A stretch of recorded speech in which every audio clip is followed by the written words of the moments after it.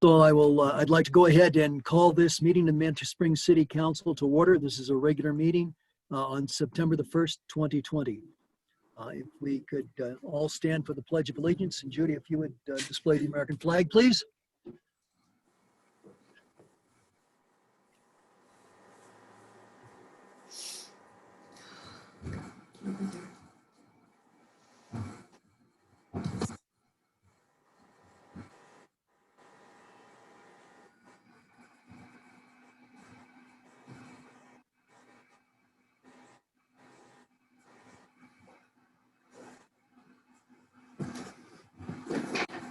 If you'll join me in the Pledge of Allegiance.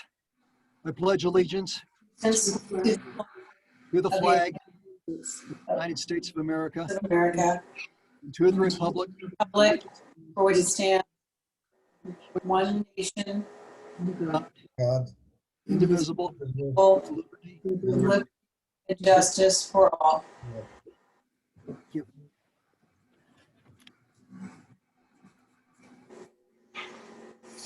And if the city clerk would please go ahead and call the roll. Yes, council members, Judith Chandler, Present. John Shada, here. Julie Wolf,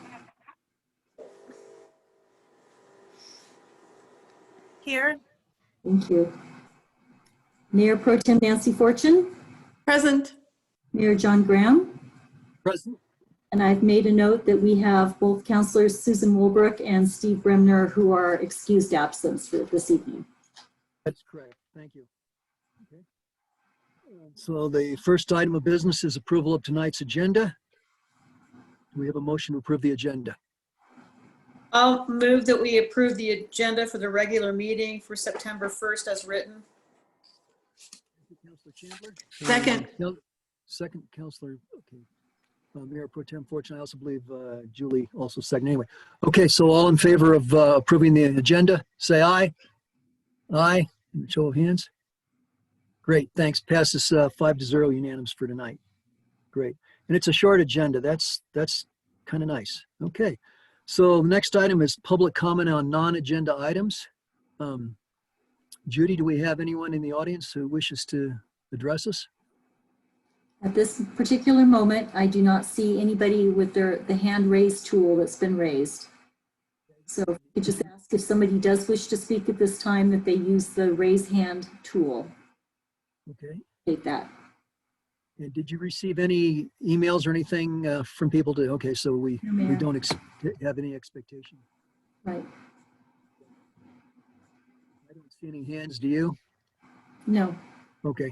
I think we have a case here where we don't have public comment tonight. So let's move on to the next item, the consent calendar.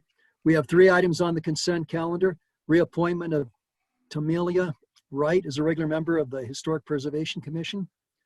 The second item is a Public Works remodel agreement.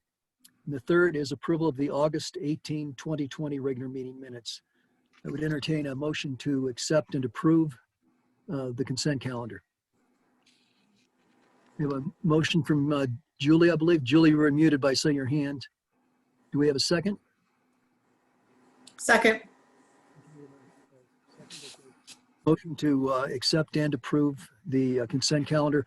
All in favor of accepting the consent calendar, approving it, say aye. Aye. Motion passes unanimously 5-0. Thank you. Next item of business is the presentation. This is the Tree City presentation. And it will be by Lynn Johnson from the Public Works Department. Judy, if you can bring Lynn in, please. She's on her way over. Great.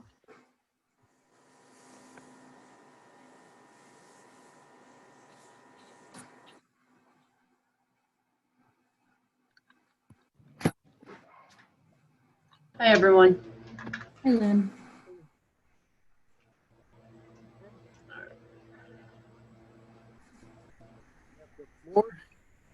All right. Do I just share my screen? Is that how I do this? Okay. Yes, if you have the PowerPoint already up. Yes.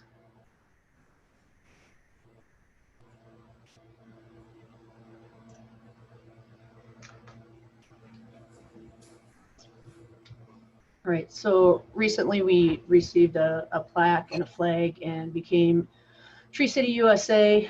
And this is a presentation that we have for what it looks like, the program and moving forward, and some of the stuff we've already done. A lot of people have been in participation with, not only with the agency, but the community and other boards. And it's been fun getting it started and keeping it going. So I'll just scroll through the slides and we'll go from there. And if there's anything that I miss along the way, or you want me to talk about, please let me know. As I mentioned, this is the first time I've done it, so any guidance and input is valued for sure. So with the Tree City USA, I know in the beginning there was a lot of people involved, and there's a lot of there's about 4 standards and values that they try to follow. And from former mayors to the Parab committee to pollinators to staff, and I know some people in the community that aren't no longer with the city have just really helped and continue to help doing this. So we have to have some values, and there's information about the programs, benefits, and then standards we have to follow moving forward. So here we have the trees, and it's the value of it, and what brings our community together, I think, is when we all have the common vision of the environment, and it starts not only with trees but community. And so it helps people, you know, stay healthier. It's an investment for our community, bringing in city tourism. We have a pretty city with pretty trees. People want to come here and spend time. And it also develops for infrastructure a canopy of coverage, and we get into you know, wildlife or wildfire mitigation. And then in the end, what we get to do, which has already begun, is set a legacy for those to come ahead. And you see here a little bit of what I talked about, the values of, you know, the happy people walking around in trees. And everybody right now, especially with COVID, likes to be outside. And so, you know, we're doing a lot becoming a Tree City USA, because we're doing some things for the people, the community, and those who come here. Employee productivity. I know a lot of people from many departments that have been involved in this program, and we've gotten to know each other. And then some of the other benefits here is, you know, stress relief, anxiety relief, you know, maintenance and managing these trees, you know, decreases in crime as we trim and take care of all the overgrowth, and at the same time it looks beautiful. And so it helps with this natural setting of the environment. Also here we look at, you know, the value of our property and our city and our community. It increases the value, and you know, people want to come here and spend time in our restaurants and our parks, and shop and walk around. And you know, the better presentation we get, not only with trees but other areas, it just increases the value of our community in that sense. And then we have here, we have trees and energy saving. And you know, in the long run, I haven't done the exact math, but you can see here already that the value of trees, you know, reduces how much we have to cool, because we have that cover. And so there's another aspect of the environment and keeping those costs down.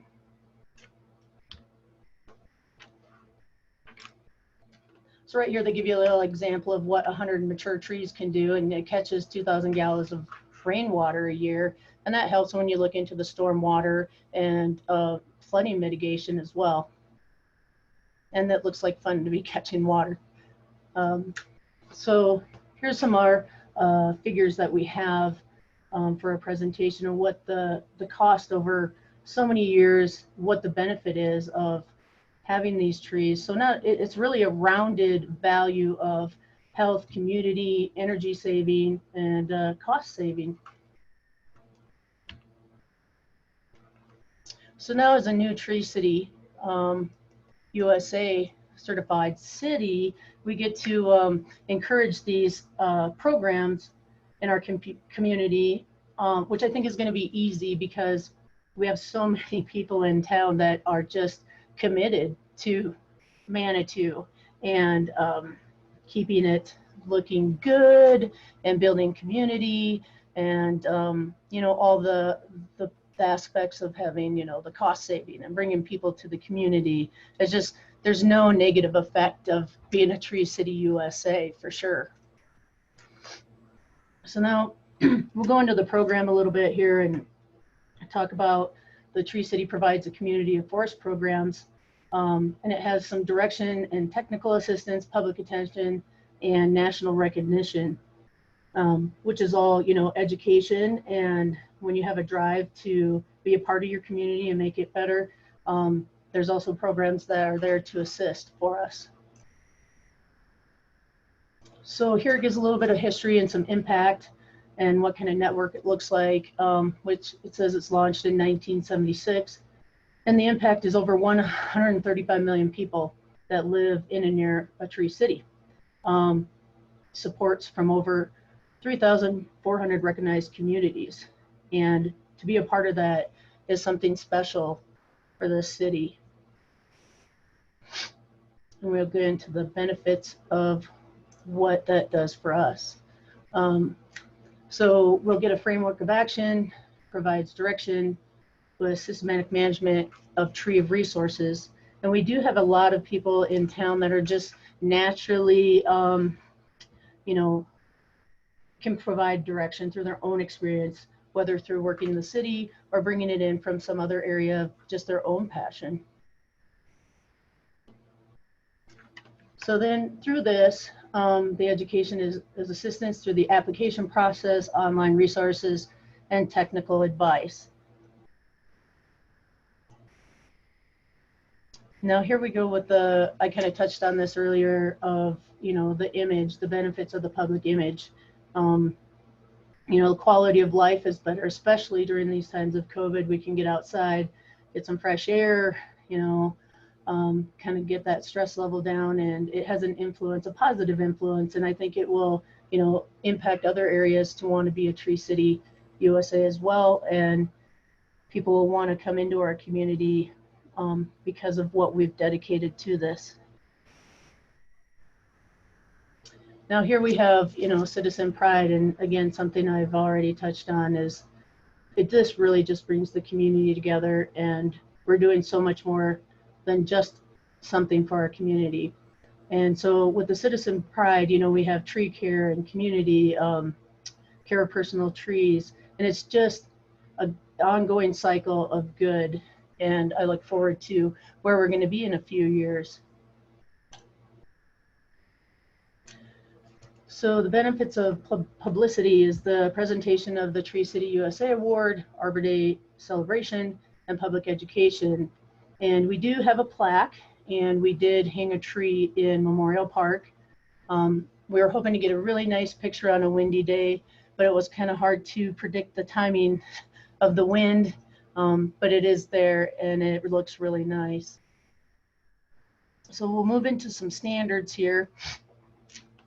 With the tree board or department, tree care ordinance, and a community forestry program with an annual budget of at least $2 per capita. And then we'll have Arbor Day observance and proclamation. So our standards are tree board or department, maybe a professional forest or arborist for an entire forestry department or tree board. Group of volunteer citizens charged by an ordinance, and then legally responsible for the management of the community trees. And we do have the environmental group, PARUB, pollinators, the tree group, and anybody I may have missed. I know OSAC's been in there too. It's just really, there's a list of people to name, and it really envelops our whole city. But we have a lot of people here that could really step up into this and help us maintain, not only from the city point of view, but a community. So establishing a tree care ordinance, tree board, it gives it responsibility guidance for planting and maintaining, removing trees, and provides an opportunity to set a policy that is, excuse me, legally enforced, which already coincides with some of the standards and code that we have about trimming and shrubbery on streets and by parks and streams.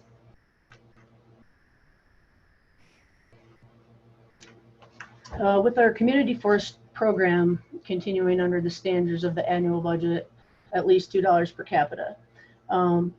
There's a percentage of city worker salary spent on tree care, tree planting, watering, fertilizing, equipment rental, purchase, maintenance, Arbor Day expenses, tree care conferences, workshops, and memberships, and the value of volunteer labor. And I really, really can't say enough an appreciation for the volunteer efforts that have come forward to make this possible. So continuing on the standards of the Arbor Day observance and proclamation, the opportunity to inform and engage the broader community through tree planting, awards, ceremony, and education. It'll be nice to have, you know, our community, the school district, be involved and know that their city that they go to school in is a Tree City USA. So the steps to becoming Tree City USA are meeting the 4 standards and then completing the upload of the documents. And we've already done this, and we've already received our plaque and flag. And so that is, you know, a really quick summary of everything that has already been going on, starting a couple years ago to today and moving forward. And so we're doing a lot for our community, and we should be proud of ourselves and so appreciative of the volunteers. So purpose through process, trees, worth our time, worth our resources. A town is saved not by the righteous men in it, than by the woods that surrounds it. And thank you. Thank you, Lynn. Did you have anything else that you wanted to mention?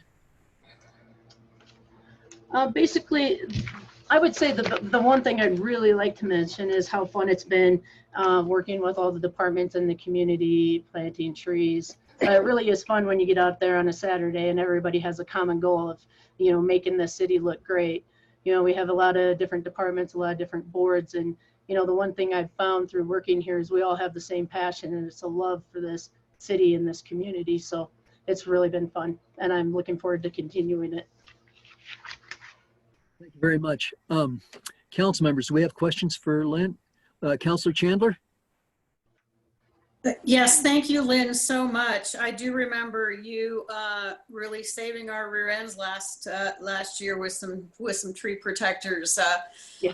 So I'd like to make a few comments. I'm so proud to have been working on this initiative for the past 2 years and working with some really phenomenal volunteers, some who are no longer with us and many who still are, and being actively involved in the planting of greater than 200 trees in the last 2 years. Mm-hmm. However, I would like to just say that I really hope that the Achieving Tree USA status, which took many, many people, and it's great to get a flag and it's great to get a plaque, but we have met over the last 2 years some really cavalier attitudes. And I really hope that this becoming a Tree City USA stimulates a much more robust commitment by the city of Manitou. Keep in mind that one of the slides said 100 mature trees are responsible for 200,000 gallons of water. And I say this because just this summer, I cried real tears when I watched those beautiful old growth trees, including some spectacular spruces, get bulldozed so that we can put a Holiday Inn Express on Manitou Avenue.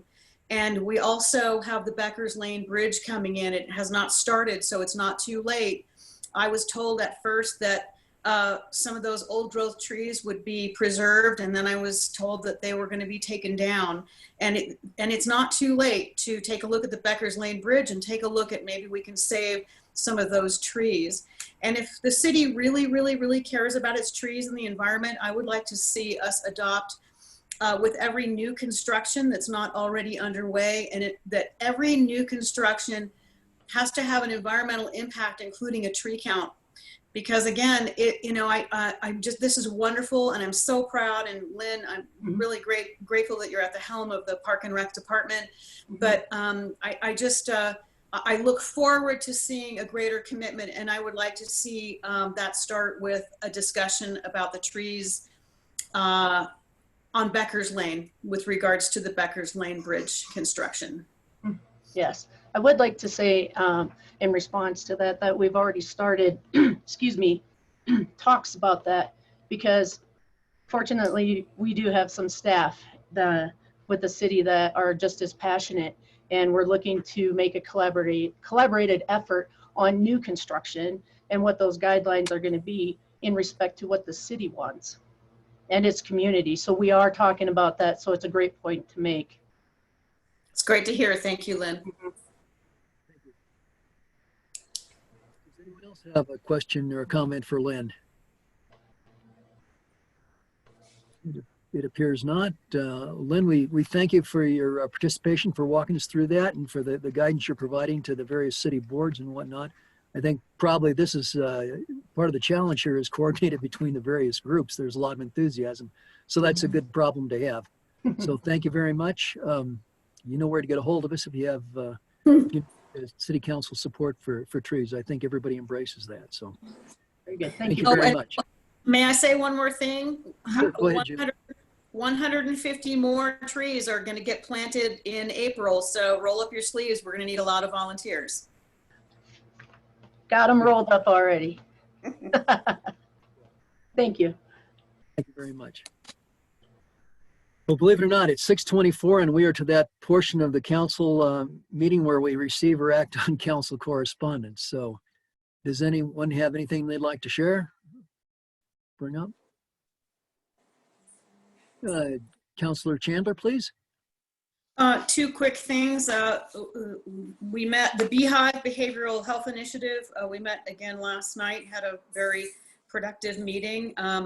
We're excited that we have problems of rapid growth. The Aspen Point Behavioral Health, people have committed to Tuesdays and Thursdays, full days on site at the MAC, and we'll be beginning to work on September 22nd. So we have a lot of things to do. And I just spoke with the CEO of Tessa yesterday, and they have committed to 1 day a week. And let's see, Police Chief Brian Churchill and I will be speaking at the elementary school, addressing Partners for Healthy Choices, another stakeholder in our initiative. And we're really excited that this is moving along. I do have one thing I would like to comment, and this is going back to when I was knocking on doors and I was getting signatures to run for office, and I knocked on the door of 152 El Paso Boulevard. And I spent a half an hour on the front porch talking to a very nice lady, and she said, you know, one thing I would really like to see is a sign at the end of the hill as you come down from Balance Rock out of Garden of the Gods, because many times people will knock on my door. She's right close to the corner, and they will ask me, how do you get to downtown Manitou? And, you know, I'm sorry to say that I neglected to follow up on that until yesterday when it happened to me. I was walking my dog in Fields Park, and a very nice SUV full of a family from out of state rolled down their window and said, can you tell us how to get to downtown Manitou? And I realized at that moment, this woman said that people knocked on their door sometimes a couple times a week all through the summer, asking how to get there. And I realized the sign for downtown Manitou is on the other side of the I-24 overpass. And what she was wanting to see was a sign at the end of the hill with arrows, arrows pointing, to Manitou and the restaurants and shops, and arrows pointing south to Fields Park. And so anyway, I directed this very nice family. They were hungry, wanted to get some food. And I thought, well, I'm going to bring this up tonight because perhaps it would not be a bad idea to put a directional sign there for people who must be entering the Garden of the Gods through 30th Street, go all the way through the park, and don't know how otherwise to get to Manitou. And I'd hate to lose those folks coming into town and enjoying our resources. Excellent point. It seems to me like there used to be a sign. I thought it was still there. As you come out of the Garden of the Gods, it indicated that you turn right on El Paso Boulevard. Maybe that sign's There not there. used to be one, I think, at the end of the hill, but when the newer signs were up, they were placed on the other side. It's placed north of that. So you literally have to turn right and go under I-24 before you see the sign. So I can see how some people not from our area would get real confused. So that's it. That's all I've got. Thank you. Great, thank you. Okay. Does anyone else have council correspondence? Julie, are you raising your hand? No, I was putting my hand behind my ear to indicate that we can't hear you. Oh, I'm sorry. I thought I was doing better tonight. Okay. Is that better? Okay. Perfect. Okay. Well, all right. Let's see. So, Julie, I guess you don't have anything. Mr. Shada? Yes, Mr. Mayor. I've been recently getting very concerned about the situation at 121 Pawnee. That was that fire that happened on May 14th. And it took us about 105 days to get even a partial fencing job on that property. And the neighbors tell me the upper story moves in the wind, and sometimes looks like it may pitch over onto the neighbor's house. I'm concerned about kind of dust and toxic waste. And I guess what I would like to propose, I don't know if this is the time that you would like to discuss that on the agenda, that I guess I'd like to propose that on September 15th, the council be given a complete report and a plan, and that we know where we're going to be 100 days from now with this situation on December 10th.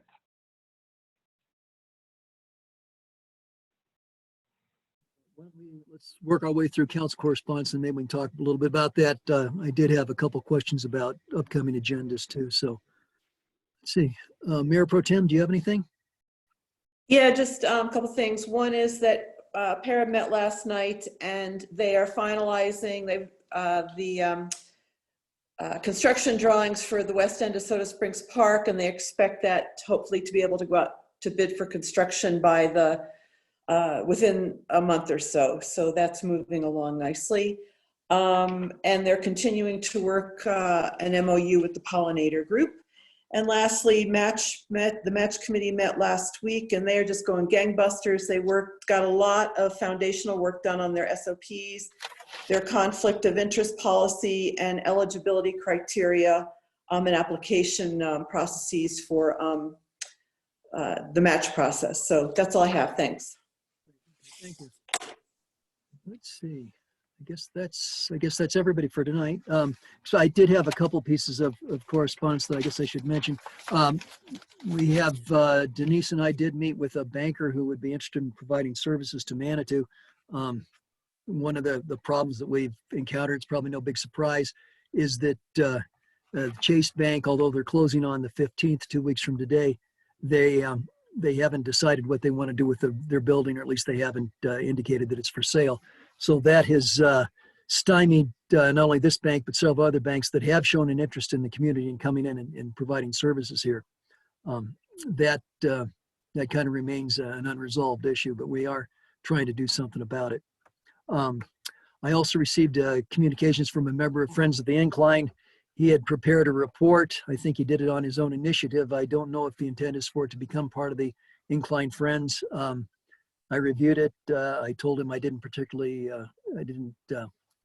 was not favorably impressed. Let me put it that way. It's pretty brief. So that was my response there. And I did want to give a shout out to Councilor Chandler, the work that you've been doing with the Beehive, I think we're called informally, the Behavioral Health Group. That's a neat grassroots Beehive. Okay, it's a neat grassroots project, and it's gained a lot of momentum. I think it's kind of neat that in a city where we haven't had a real history or momentum going for that kind of a program, that we're able to bring some things together and do it in sort of a low, in a way, it's kind of low impact on the city budget, but I think it stands to be high impact for the community. So thank you very much for that. Thank you. The other thing, I guess it kind of segues into Councilman Shade's question about the agenda is next week, our plan for the agenda was to discuss the Hiawatha Gardens, but I became aware this afternoon that there's some new information, and so that's going to, I think, change the complexion of that presentation, and staff will have to go back and redo some work. So now we're kind of left without a, I mean, that was the sole item for the agenda on the 8th. So we've lost that. On the, I believe the 22nd, we're going to discuss the code of conduct. The plan is discuss time limits then, or considering time limits for meetings. And I believe the vision for parking. No, I'm sorry, Denise, you're shaking your head. Do I have that wrong? Yeah, we're not going to be discussing the parking. And we talked about, remember the 22nd, not having the work session and move it to the 29th. Right. Yeah. And that was something I was going to get into. I had originally on the expectation that on a fifth Tuesday, we wouldn't have a meeting. A long time ago, I made some family plans, and now that has changed thanks to family things where I'll be gone the week of the 22nd. I'm sure Mayor Pro Tem is certainly capable of managing things. I think there's some things I'd like to be available for, but I'm just wondering if we should cancel maybe the meeting on the 22nd and do it on the 29th, if that would be okay with council members. Certainly, we've got several options here, and I think, and Mr. Shada wants to add the agenda item on the 15th. Right now on the 29th, we have Plan Manitou update and a progress report. We have the code of conduct being discussed. And I thought you added something else today, but I don't have it readily available. So and then we would do Hiawatha, I think, on the 29th then too. So it will be a fairly long meeting at that point. Yes, Denise, since so much of this sort of depends on staff getting things ready, I would look to you for, some recommendations there. And also I'd ask if you feel that having an update on 121 Pawnee on the 15th is a reasonable request, or one we could read. No, the 15th. Okay, so I think we can have it ready for the 15th, and so we'll be able to do that at that time. And we can't really on the 29th. I don't know if we can move anything up to the 26th. Plan Manitou, I don't think we'll be ready, so staff is working on that right now. They've asked for it to go the 29th, so that's moving it. We could do match, maybe update next week. I have not reached out to them because I know they're moving and they have a lot to share. I just don't know if they're ready to ask for direction, but they have a lot to share. So we could move that up to next week, maybe.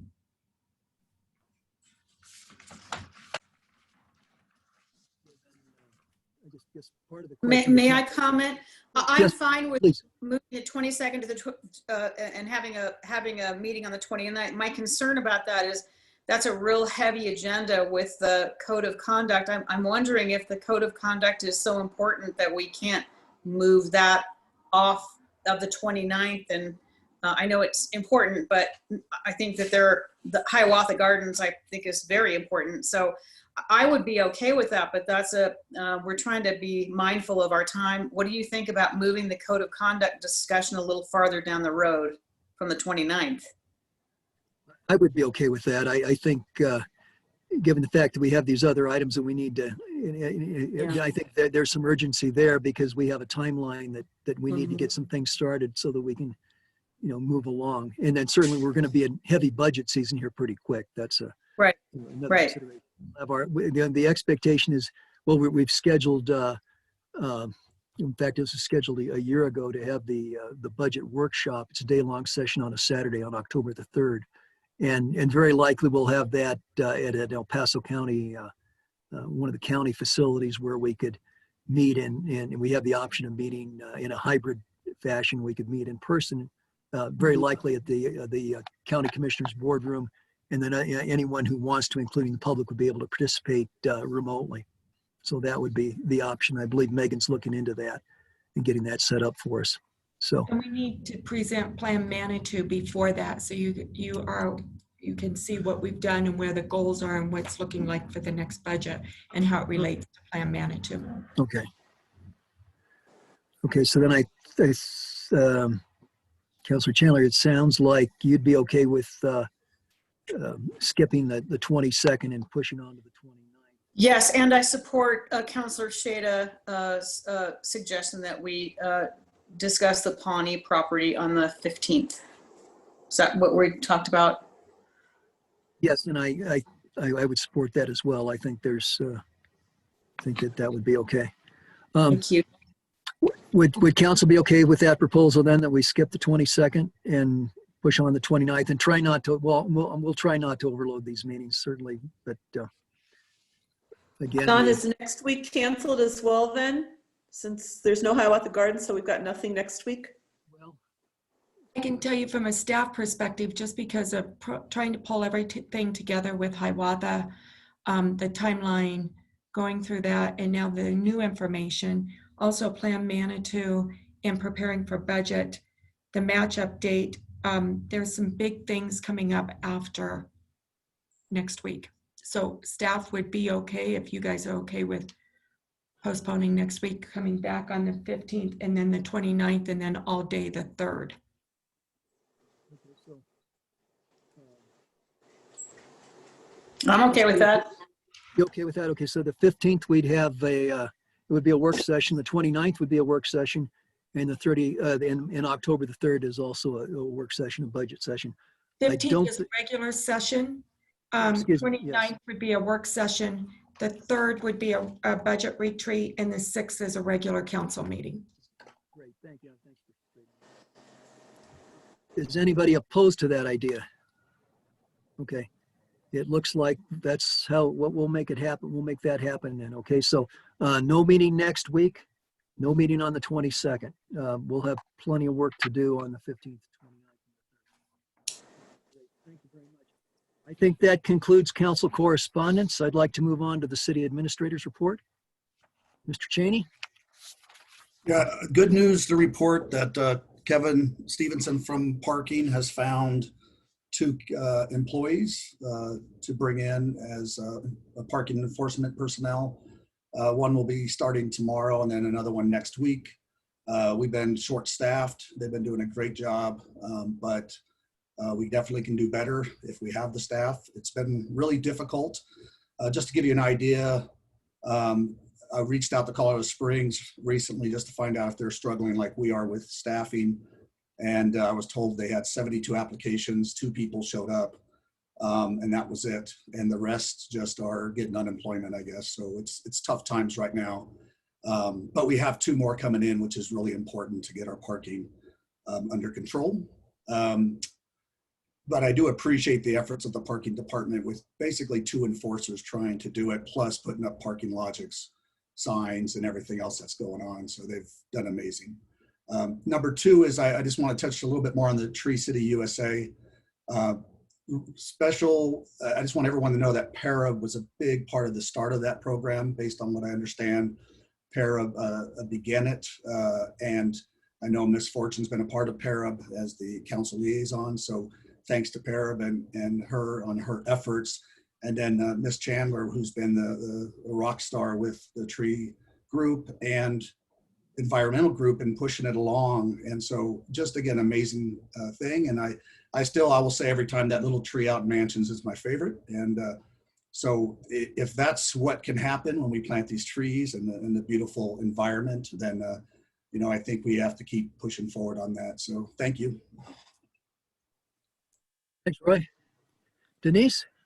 So let me just add with the Tree City, it's fun to go walk fields, and my husband and I walk it in behind Mansions here and see that the trees are doing so well this year. They are, I don't know how many we've lost, but nothing like the year before. So a shout out to everybody for doing that. And really with the planting, I know I learned how to plant this year, where last year I didn't plant them right. So part of it is the planting, but it's fun to see them thriving. So great job with all that. Couple of quick things, updates on Manitou Avenue. We were able, thanks to Roy and all of his efforts, to move paving back to October 5th through the 9th. That's what the businesses have asked for. And then we'll be striping on October 13th and 14th. So Manitou Avenue will be paved during that time. GFL, I think you guys may have seen on Nextdoor today and may have even received an email that their recycling was going to change, et cetera, et cetera. That is incorrect information. We were able to reach out to them, and they are not changing the recycling here in Manitou. It was accidentally sent to some Manitou residents. I don't know if it was all. We've posted that on social media. So that is good news in that way. Couple of things this weekend. The police department was very busy. We had 2 stolen cars and had 11 felonies with some stolen items. So they were going nonstop this weekend on a couple of big things. And then we had a couple of incidents at the cemetery. So it was a very busy weekend on things happening downtown. I want to share just a couple of numbers with you. I have the July numbers that are completely in now and some things that have happened. The number of likes on Facebook is the highest we've ever had in the month of July. It was 4,812, and we reached 30,000 or 33,000 posts. We reached 33,000 people on Facebook. So that was a huge thing. Our non-pays for our utility bills is down substantially. We only had about $3,000 in non-pays, and we were averaging about between 30 to 20,000. So the non-pays are definitely subsiding. The pool, we had 323 patrons in July, which is great after having 0 for numerous months. So it was really nice to see the pool getting going. In the month of July, even short staff, parking issued 356 citations, which is the most that we've issued since March. So a shout out to them. And the number of property improvement permits for planning is the highest that we've had all year, was in July, 59, and they processed 59. So another just great, hitting some numbers here. Potholes filled, we filled 52 potholes during the month of July, and we had 601 facility issues that we had to manage. So you can see that people were busy, lots was going on, and a shout out to staff for all that they do, and doing it again with limited staff and being creative by working 410s and some other things as we maneuver through this. So the numbers are definitely showing that things, staff is working hard. So that's all I had to share tonight at this point. Thank you, Denise. Okay, the next item, and actually the last item, is call for an executive session. This is an executive session to determine positions relative to matters that may be subject to negotiations, develop a strategy for negotiations, and instruct negotiators pursuant to Section 5.1.d of the Manitou Springs Home Rule Charter concerning reserved rights for camping and constructing a monument on Rock Eagle open space. And that will be, the presentation there will be by Mr. Parker. So I would entertain a motion to go into executive session. I'll move to end the regular meeting and go into an executive session to discuss an executive session to determine positions relative to matters that may be subject to negotiations, develop a strategy for negotiations, and instruct negotiators pursuant to Section 5.1D of the Manitou Springs Home Rule Charter concerning reserved rights for camping and constructing a monument on Rock Eagle open space. We have a motion, and I think just to clarify, you said in the regular session, we'll actually be coming back to the regular session. So I guess perhaps transition is a better verb, but yeah, exactly. So Appreciate that. Motion. Do we have a second? Do we have a second? Second. We have seconded by Mayor Pro Tem Fortune. Okay, all in favor, say aye. Aye. Okay, it's 5-0, passes unanimously. So Judy, do you Who's need to? invited? Oh, I'm sorry. Mr. Parker, I Michelle? believe. We need Chris. Invited to executive session, Mayor. Can you clarify that? Sorry, yes, well, we would have counsel, we'd have Mr. Parker, Denise, Roy, Christine? Christine and Michelle from planning. I believe that's everyone. Mr. Parker, did I miss anybody? No, that's correct. That's what you would need. Okay, so basically council, the city admin, and 2 of our planners. And is Judy staying? Judy, are you staying to record or what's up? No? No, No, I'll go ahead and switch over the host role to Roy. Okay, perfect. Thank you. Can we take just a little break to get all that taken care of? why don't we take a break here? I've got 6:47, shall we say 6:55? Not quite 10 minutes. Okay, 6:55. We'll see you back here. Thank you.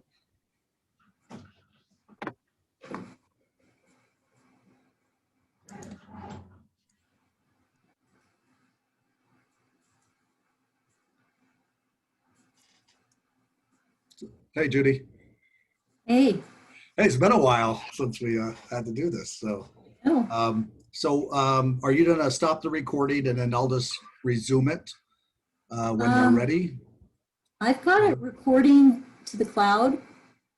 And so I just switched my hosting role over to you, so I don't have access to the recording at this point. Okay, so should I pause it and then Yeah. start it back up? Yeah, I